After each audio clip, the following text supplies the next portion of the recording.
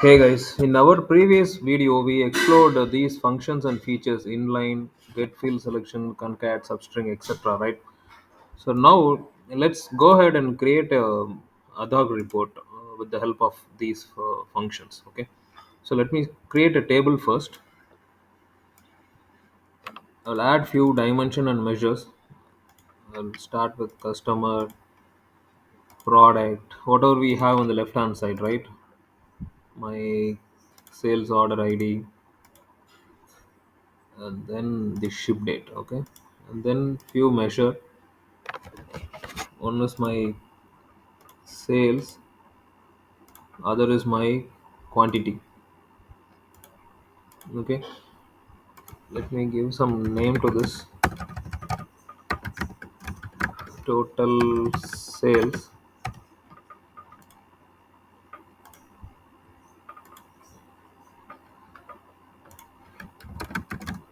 total quantity.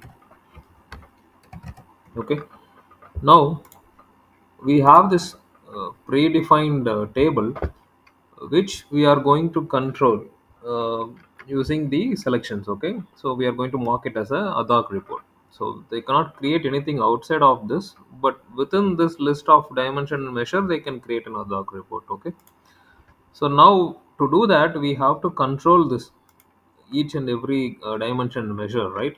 So we have this show column condition. Okay, so there we are going to write our condition on what basis this column should be either visible or hidden, right? So as we saw earlier, so I'm going with get field selection of my dimension dim. I'll have some maximum value. In this case I'll just go with 20. Depending upon your data you can increase it. So then on top of that I'm going to concatenate this with some delimiter, let's say comma, or if you already have comma in your data then you can go with some other delimiter like pipe or anything, right, depending upon your data. So on top of this concatenate I'm going to add substring count. So substring count of the string comma, what is the string I'm going to match. So my first dimension is customer, so I'm going to match customer. Okay, either I can give the entire string or I can give a part of it, because I don't have any other value with cust. Okay, so I can very well go ahead and give cust, or if there is an overlap then you can go with a specific name customer. Okay, so as long as the string is able to match it we are good. So this is going to return a non-zero value when I select customer here. Okay, so that's how this condition is going to work. So let me quickly copy and paste this for all other dimensions. Okay, so this is for product. So I'll just say prod. Similarly, sales order ID. Okay, so I'll say order. So whatever string is unique, either we can go with a subset or an entire string. Okay, so this is my ship date. Okay, so I'm going with the text date. So now the remaining two are my measures. Okay, so it should be from metrics table. So this is my sales.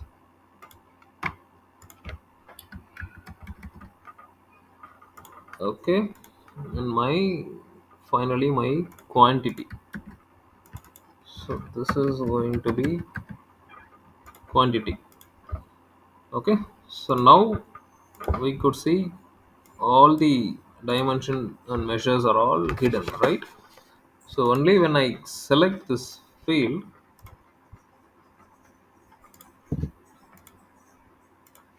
so only when I select this field it's going to get populated, correct? So whatever dimension or metrics I select, only those fields are getting populated, right? So this is going to give an impression of Adhoc report. So now let's tweak it further. So for example, this portion, right? It doesn't look good by default. Okay. So by default, let's put some condition over here. Let's say I want this chart to be displayed only when I select a single dimension and single at least one dimension, one matrix, right? And let me put a condition. Say get selected count is another function we have which captures how many values are selected. Okay, so I'm saying get selected count of dim should be greater than 0, and get selected count of matrix should be greater than 0. So that means I have to select at least one value in both of this. Only when this condition is satisfied, this table is going to be displayed. Okay, so this is my condition. So now I'll have a display message here. Okay, so let's say select at least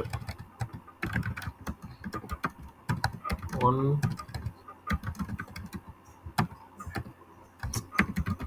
select at least one dimension and one measure. Okay, so this is my display message now.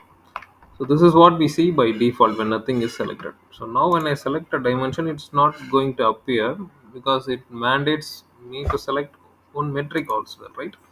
So only when I select minimum one from each of them, the condition is satisfied and we could see the table is getting populated. Okay.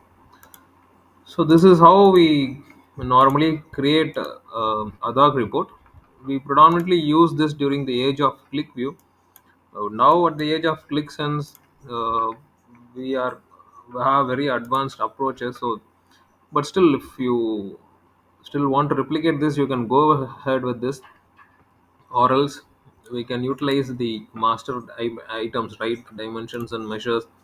So you create a data model, you publish this empty dashboard to the end user, and then they can play around with this list of dimension and measures, right? They can come up with their own visuals. So the entire data model can act as a self-service model rather than restricting them to this list of fields available here, right?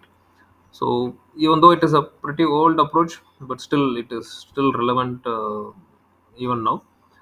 So hope we got the basic understanding of how to create Adhoc report. Please do let me know in the comment section for any clarification. Thanks for watching.